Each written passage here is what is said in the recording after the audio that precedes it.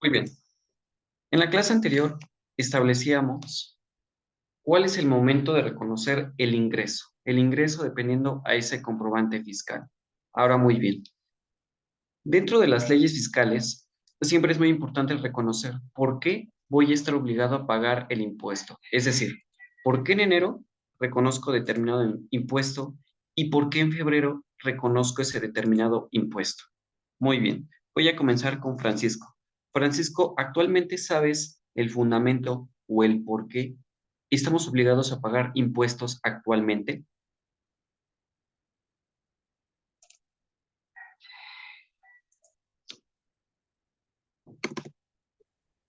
Hola, profe, buenos días.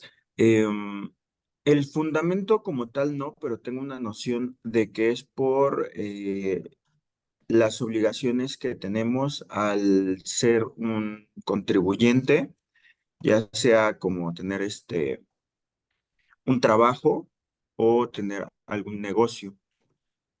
En ese momento, al registrarnos en el SAT, tenemos la obligación de pagar impuestos. También todos en general pagamos el impuesto del IVA, que ese ya es como, vamos a ponerlo de cajón, y todos lo pagamos al adquirir algún producto o servicio. La obligación que tenemos, dependiendo de del régimen en el que nos encontremos, es declarar ese pago de impuesto o no declararlo. Muy bien, perfecto, Francisco. Francisco, una pregunta adicional. ¿Investigaste qué es la pirámide de Kelsen?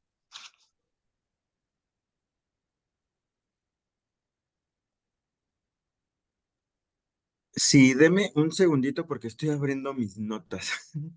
Ok, Francisco. Muy bien. De entrada, Francisco, lo que nos comentas es correcto. Cuando nosotros como personas físicas, cuando nos damos de alta ante el RFC, es correcto que a través de ese padrón podemos adquirir un conjunto de derechos y obligaciones, siempre y cuando establecer a la autoridad en qué momento me voy a convertir en un contribuyente que tiene que pagar impuestos actualmente. Y no solo a través del SAT.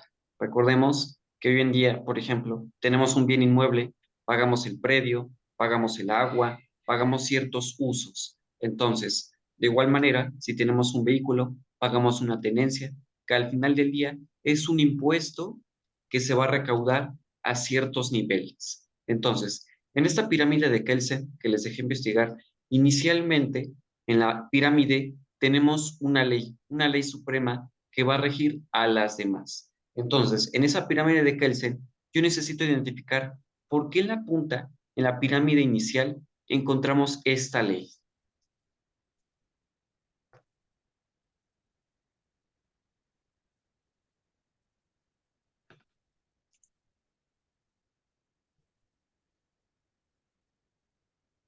Ujú. Muy bien, es correcto, Francisco, en el chat. Es categorizar las diferentes clases de normas, ubicando en formas más fácil y distinguir cuál predomina sobre las demás. Muy bien. Recordemos que hoy en día la ley que predomina es la Carta Magna, es decir, la Constitución Política de los Estados Unidos Mexicanos, nuestra Carta Magna. ¿Por qué? Porque recordemos que esta ley, esta constitución, es la que va a predominar. Entonces, como bien lo establece Francisco en el chat, es la que predomine. ¿Por qué? Porque es la que rige de forma escalonada. Es decir, la Carta Magna tiene sus propios artículos que son constitucionales. Es decir, que hemos escuchado actualmente, es anticonstitucional hacer determinada forma, determinada derogación, determinada reforma, X situación. Entonces, hoy en día, en la Constitución Política, si nosotros nos dirigimos al artículo 31, la fracción cuarta, ¿qué nos establece el artículo 31, fracción cuarta? Es obligación de todos los mexicanos.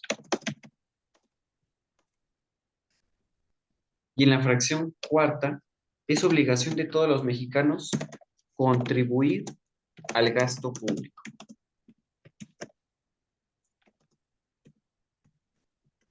Entonces, en esa misma Carta Magna, en el artículo 31, que establece que es obligación de todos los mexicanos contribuir, en la fracción cuarta, vamos a contribuir al gasto público. ¿Y cómo lo vamos a hacer?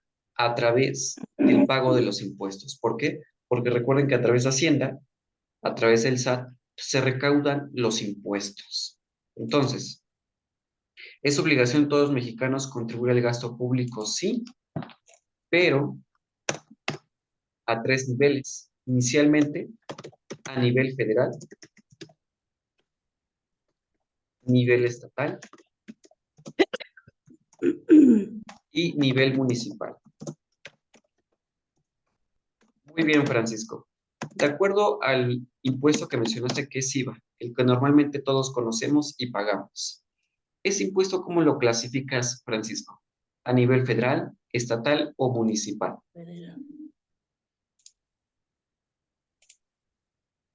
Yo lo clasificaría a nivel federal, ya que es un impuesto que se paga en todo el país. Muy bien, es correcto. Si hablamos de IVA, impuesto al valor agregado,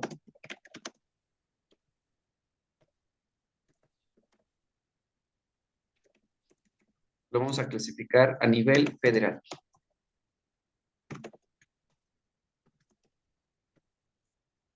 Otro ejemplo, cuando hablamos sobre ISN, impuesto sobre nóminas, Estatal. es correcto. ¿Por qué? Porque en este caso, IVA, como es un impuesto federal, ¿qué sucede? Que todos vamos a pagar las mismas tasas. Es decir, si es tasa general, 16%, si es tasa cero, si es tasa exenta. Y recuerden que en la zona frontera norte existe una franja en la cual tiene un subsidio del 50%. Es decir, que en esa zona la tasa general equivale al 8%. En este caso, impuestos sobre nóminas a nivel estatal es correcto. ¿Por qué? Porque cada estado va a tener su propio código en donde va a emanar cuál es el porcentaje de cada impuesto. En el caso sobre impuestos sobre las nóminas a nivel estatal, en el caso de la Ciudad de México y el Estado de México, hablamos del 3%.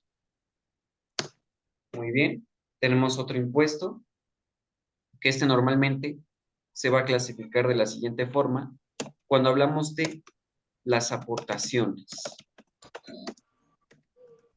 cuotas obrero-patronales.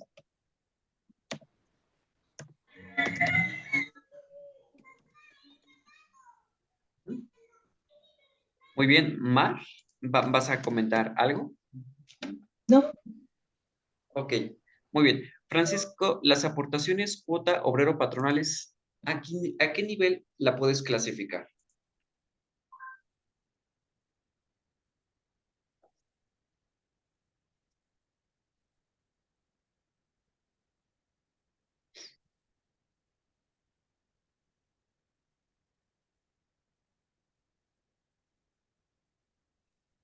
Ay, perdón, estaba hablando y tenía el mute. Este, estas yo las podría clasificar a nivel federal. Muy bien, es correcto, Francisco. Es decir, estas aportaciones cuota obrero-patronales son fijas, es correcto. Como lo menciona Francisco, es a nivel federal. Pero ojo, aquí hay una pequeña interrogante. ¿Por qué? Porque al momento de tener empleados, ¿qué establece la misma ley, la ley del Seguro Social? Que nos registremos a través del registro patronal por el cual vamos a tener empleados. ¿Qué significa? Que al momento de registrarnos y afiliarnos, nos permite identificar cuál es nuestra delegación a la cual pertenecemos. Es decir, de acuerdo a tu domicilio, cuál es prácticamente, por así decirlo, la delegación del IMSS más cercana para que te puedas afiliar y puedas tener tus registros en esa delegación. Entonces, a nivel federal, ¿por qué? Porque todos pagamos prácticamente el mismo porcentaje, lo que nos corresponde tanto patronal como obrero. Y muy importante, clasificar en qué delegación vamos a estar afiliados y registrados. También no afectaría a la zona a la que correspondemos. ¿En qué sentido, Ilian? pues así como es como en el salario mínimo, zona fronteriza que ganan más y a la zona que estamos aquí. Bueno, Ajá, en Aguascalientes. es correcto, Ilian. Es decir, las cuotas obrero patronales van a tener un porcentaje específico para el patrón y un porcentaje específico para el empleado. Entonces, aquí lo que va a depender, el factor muy importante es el salario, es decir, el salario que reciba la persona. Si actualmente en la zona frontera norte tenemos un salario distinto al del resto del país, sí, Ilian, lo que va a afectar ahí son los cálculos. Es decir, si tenemos una persona que gana prácticamente 2,000 pesos diarios a una persona que gana el salario mínimo, es una diferencia muy grande. Es obvio que al momento de calcular las cuotas, de acuerdo a esos porcentajes, la que gana 2,000 pesos va a ser una aportación mayor, tanto al IMSS como a Infonavit, en comparación a una persona que tiene el salario mínimo. ¿Por qué? Por el que el descuento y la aportación va a ser totalmente mínima. Muy bien, tenemos otro impuesto. Francisco, tenencia, en el caso de pagar tenencia.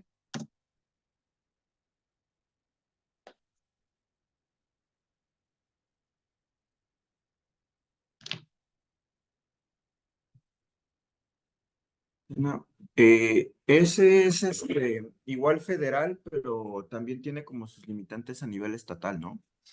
Ok, Digo, a nivel aquí. local. Adelante, ¿Ese ¿alguien no más va a tendrá hablar? fincas principales? Mande, Mar, ahí se escucha un poco cortado. ¿Ese no será a nivel municipal? Ujú. Muy bien, prácticamente este es a nivel estatal. Es decir, que por cada estado, recuerden que cada estado tiene sus propias reglas en cuanto al tránsito. Entonces, la tenencia se va a pagar a nivel estatal. Y prácticamente municipal hablamos de lo que es la verificación del mismo vehículo. ¿Por qué? Porque recordemos que a nivel estatal tenemos la misma cuota, pero a nivel municipal ya cada municipio tiene distintas reglas. Entonces, a nivel estatal, tenencia es lo que se va a marcar, es decir, si en el Estado de México se pagan actualmente casi 800 pesos, ok, en otros estados vamos a encontrar una cuota posiblemente mayor o menor, pero en este caso es referente a nivel estatal. Muy bien, Mar, si en listo el siguiente impuesto que es ISR, impuesto sobre la renta,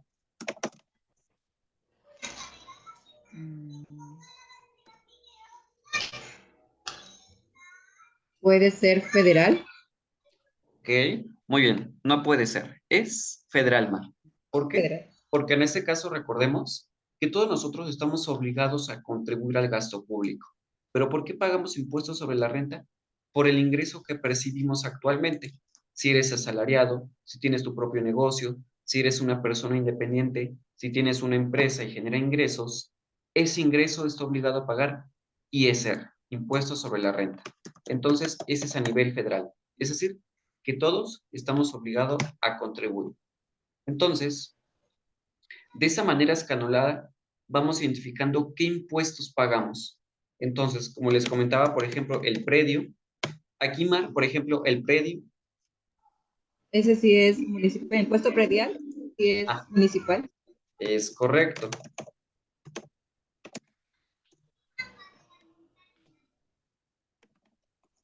Entonces, nos damos cuenta que esta es la clasificación actualmente de los impuestos. Es decir, sí pagamos impuestos y derechos, pero ¿cómo? O sea, ¿cómo si él está obligado, ella está obligado o todos estamos obligados? Es decir, que la propia Constitución es muy precisa. Es obligación de todos los mexicanos, de todos los que vivimos actualmente en el país. ¿Cuál es nuestra obligación? Contribuir al gasto público. Ahora la gran pregunta, ¿cómo vamos a contribuir? Ah, ok, a través del pago de impuestos. ¿Pero cómo? A nivel federal, estatal y municipal. Entonces, si nos damos cuenta, de esta manera escalonada, inicialmente tenemos la constitución política. Ahora tenemos el código fiscal de la federación.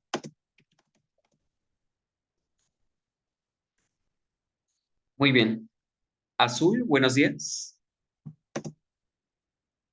Hola, profe, buenos días. Muy bien. Azul, ¿has interpretado, has leído o has escuchado hablar acerca del Código Fiscal de la Federación? Sí, así es. ¿Qué nos establece este código? Se supone que el código es el que da a conocer las leyes. Ok, es correcto, Azul, muy bien. Entonces, inicialmente, en el primer escalón tenemos a la Constitución Política. Posteriormente, vienen leyes, vienen los tratados, y posteriormente tenemos lo que es el Código Fiscal de la Federación. ¿Por qué? Porque como muy bien lo dijo Azul, de esta misma van a emanar las leyes. Entonces, en el Código Fiscal de la Federación, en el artículo 2, establece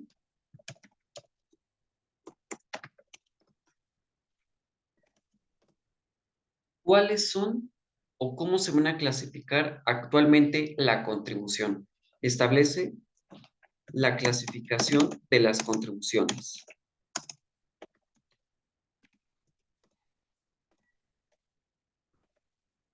Entonces nos damos cuenta, la Carta Magna solamente nos dice contribuir al gasto público y en el Código Fiscal de la Federación nos establece cuál es la clasificación de dichas contribuciones, es decir, cómo va a clasificar actualmente dicha clasificación. Entonces, si nosotros nos vamos directamente al Código Fiscal de la Federación, en el artículo 2, vamos a encontrar cuál es esa clasificación actualmente. ¿Por qué? Porque ya lo vimos en la clasificación de impuestos a nivel federal, estatal y municipal. Pero ahora necesitamos comprender a mayor detalle qué es esa contribución. ¿Por qué? Porque no solo es el término impuesto, no solo cuando escucha hablar de contribución es impuesto, sino hablamos de otras definiciones.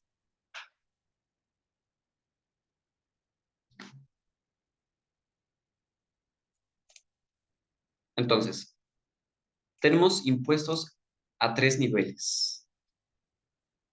Estos impuestos a 3 niveles tenemos que identificar la previa clasificación.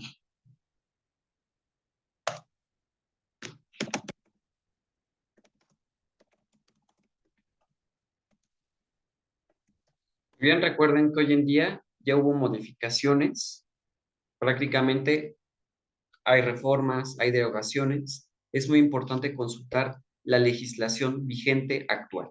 Entonces, hablamos de que este Código Fiscal de la Federación, aquí lo tenemos,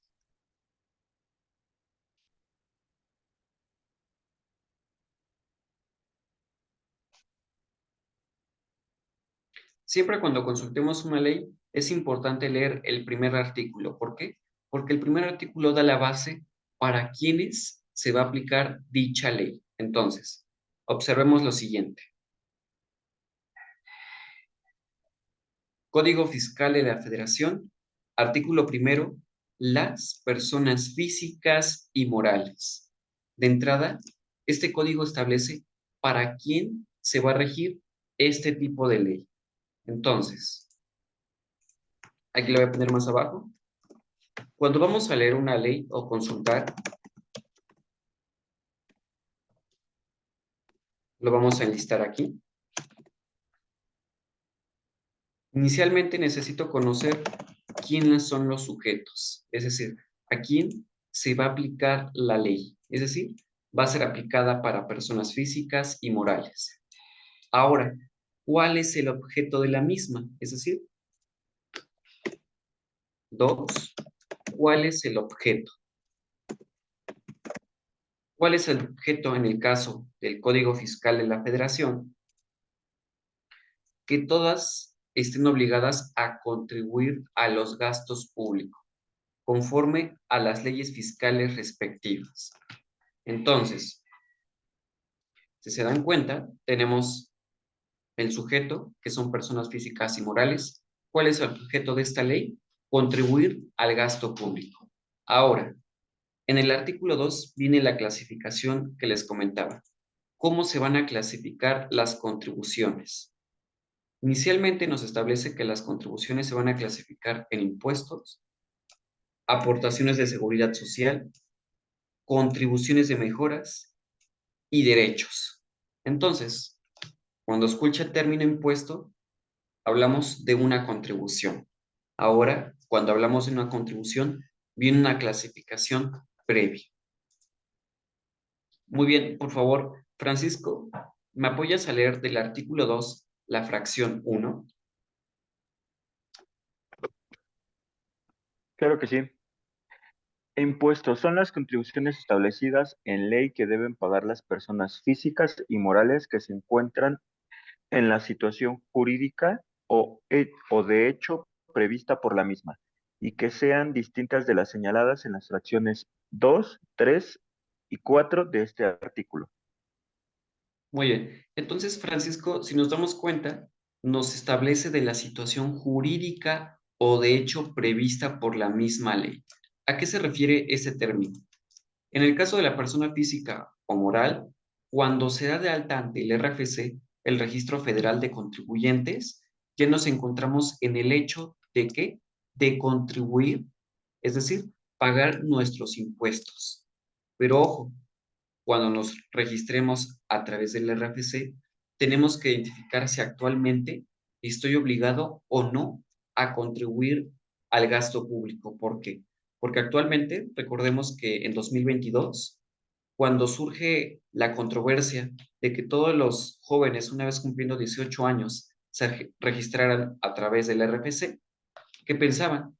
Que iban a pagar impuestos. Ojo, sí, se registraron, pero la situación no los obliga. ¿Por qué? Porque te puedes registrar ante el RFC, pero por el momento puedes tener sin obligaciones fiscales. Es decir, que no recibes un salario o que actualmente no generas una actividad que genere un propio ingreso, por lo cual no se obliga a pagar impuesto.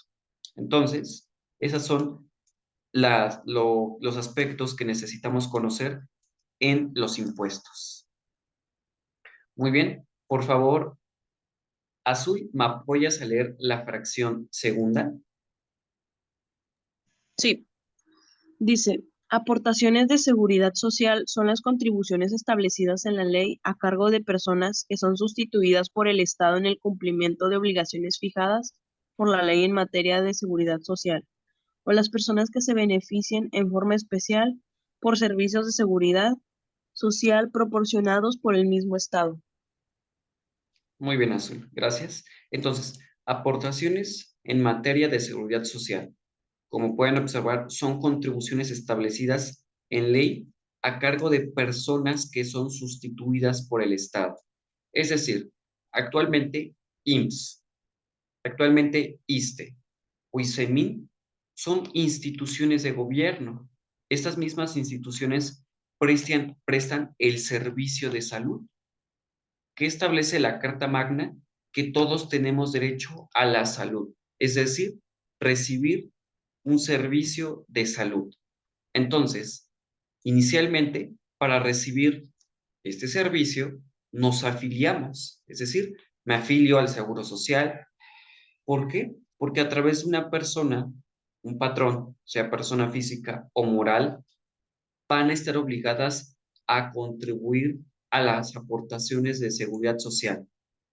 En cuanto al IMSS, en cuanto al SAR, Sistema de Ahorro para el Retiro e Infonavit.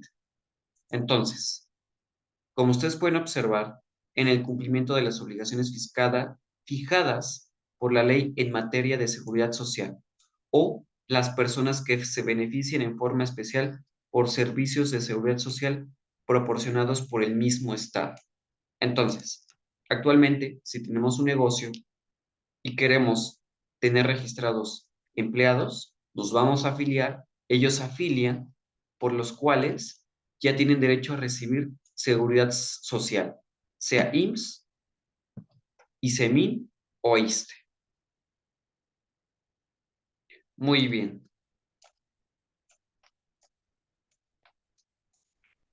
Muy bien, por favor, César, ¿me apoyas a leer la fracción 3? Sí. contribuciones de mejoras son las establecidas en ley a cargo de las personas físicas y morales que se beneficien de manera directa por obras públicas. Muy bien. César, ¿qué entiendes por contribuciones de mejoras? Yo digo que son todas pues ahora sí que las obras que realizan en carreteras, en parques o algo así. Ujú. Muy bien, es correcto, Alejandro. Es decir, contribuciones de mejoras son las establecidas en ley a cargo de personas físicas y morales que se benefician de manera directa por obras públicas. Es decir, actualmente, cuando vemos la construcción de una autopista, ¿qué sucede? Que hay una concesión, pero esta concesión es a través de un tercero. Por ejemplo, actualmente las casetas federales tienen un costo, es decir, por transitar en ellas mismas, te pagamos un peaje. ¿Qué significa? Que hay personas físicas o morales que se benefician de manera directa por estas obras públicas. ¿Por qué? Porque hoy en día, cuando se construye una carretera, ¿cuál es el beneficio futuro? Pues que en un beneficio futuro me esté beneficiando. ¿Por qué? Porque cuando pagamos un peaje, se establece una contribución.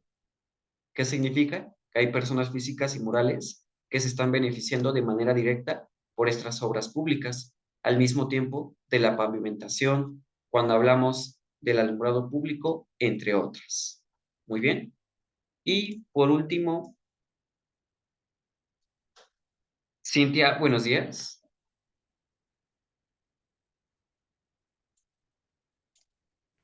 Hola, buenos días. Muy bien. Cintia, por favor, me apoya a leer la fracción cuarta, únicamente este párrafo que acabo de subrayar. Claro. Derechos son las contribuciones establecidas en la ley por el uso o aprovechamiento de los bienes del dominio público de la nación, así como recibir servicios que presta el Estado en sus funciones de derecho público, excepto cuando se presenten por organismos descentralizados u órganos desconcentrados, cuando en este último caso se trate de contraprestaciones que no se encuentren previstas en la Ley Federal de Derechos. También son derechos las contribuciones a cargo de los organismos públicos descentralizados por prestar servicios exclusivos del Estado. Muy bien, gracias, Cintia. Muy bien, Francisco, una vez que leímos la clasificación de las contribuciones, ahora yo te digo, Francisco, cuando pagamos el predio, ya lo clasificamos a nivel municipal. Ahora, Francisco, ¿lo podemos clasificar como un derecho?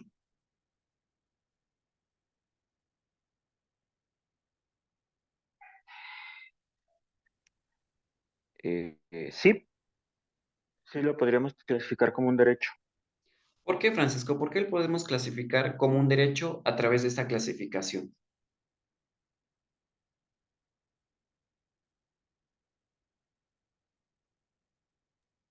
Porque como lo acaba de leer mi compañera en la fracción 4, todos tenemos el derecho al aprovechamiento de los bienes del dominio. Entonces, lo podríamos clasificar de esta manera porque estamos aprovechando el uso de el suelo dentro de nuestra nación. Ujú. Perfecto, Francisco. Es decir, actualmente nos preguntamos si soy dueño de un terreno, de un bien inmueble. La gran pregunta es, ¿por qué tengo que pagar el impuesto predial? ¿Se han hecho esa pregunta, Francisco? Porque actualmente si soy dueño de una fracción de terreno, de tierra, ¿por qué actualmente le tengo que pagar al gobierno o al municipio un porcentaje específico? Y de hecho, en estos meses, ¿te has hecho esa pregunta, Francisco?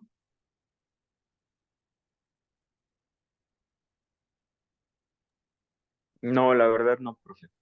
Muy bien. Actualmente, todos los que pagamos este tipo de impuesto, sencillamente, como bien lo acaba de especificar Francisco, estamos haciendo el aprovechamiento de los bienes del dominio público de la nación.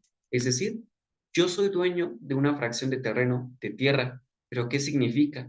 Que estoy haciendo uso. ¿Por qué? Porque son bienes del dominio público de la nación al pertenecer al dominio público, estoy obligado a pagar un derecho.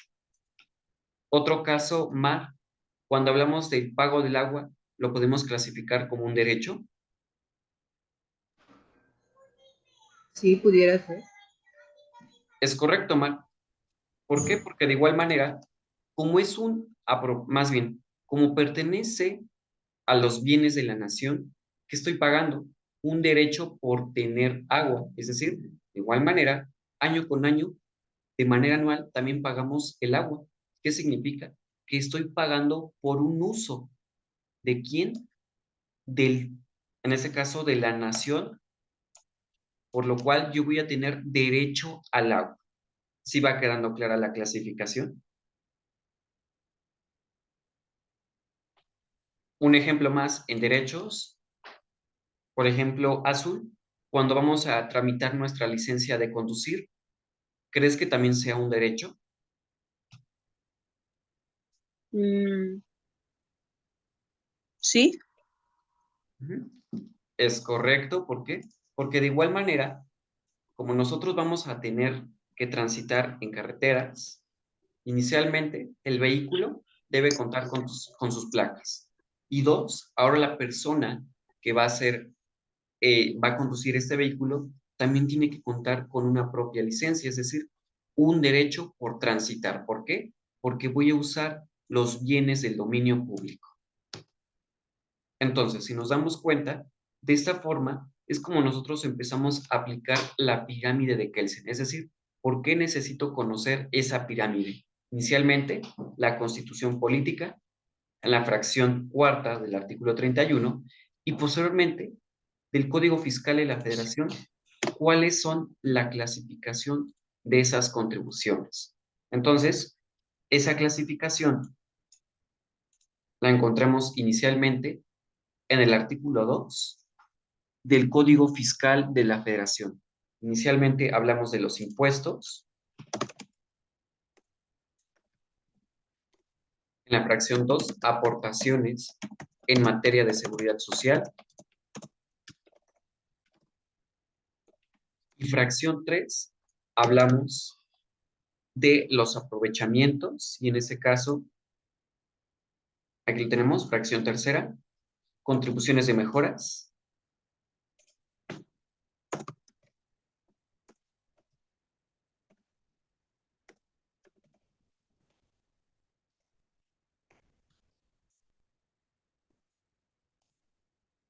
Y por último tenemos los derechos.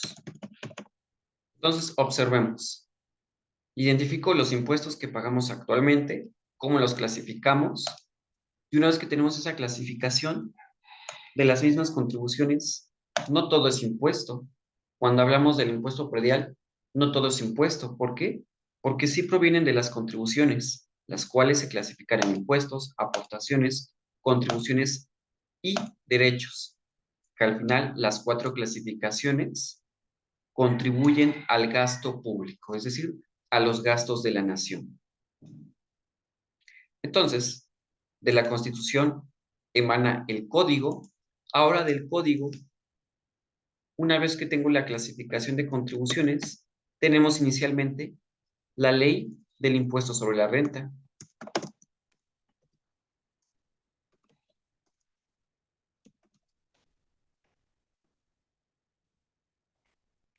Ley del impuesto sobre el IVA. Adelante, Azul. disculpe, profe. ¿Podría repetir el ejemplo que había dado de contribuciones de mejora?